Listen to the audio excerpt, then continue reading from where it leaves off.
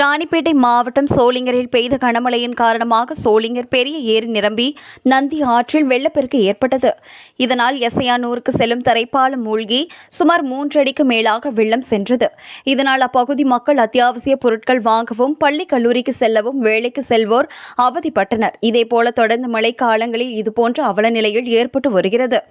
நூற்றாண்டு பழமை வாய்ந்த தரைப்பாலத்தை அகற்றக்கோரி பலமுறை மனுக்கள் வழங்கியும் எந்த ஒரு நடவடிக்கையும் எடுக்கப்படவில்லை. எனவே பொதுமக்கள் நலன் கருதி பழைய பாலத்தை அகற்றிவிட்டு புதிய உயர்மட்ட பாலம் அமைக்க வேண்டுமென பொதுமக்கள் கோரிக்கை விடுத்துள்ளனர்.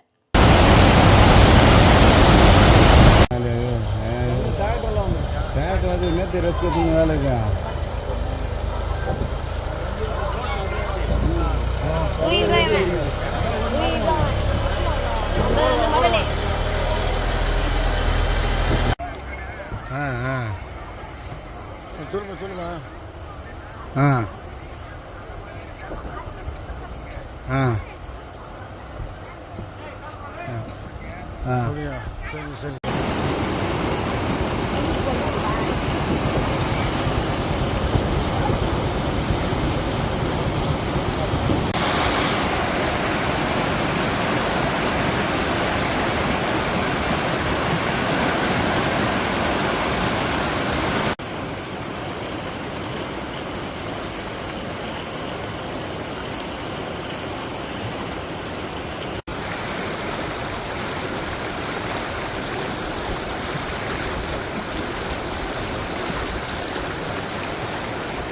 எசையனூர் கிராமத்தில் கணேசன் என்பவர் வசித்து வருகிறேன். கடந்த பெய்த புயல் மழையால் ஜனங்கள் பெரிதும் பாதிக்கப்பட்டன.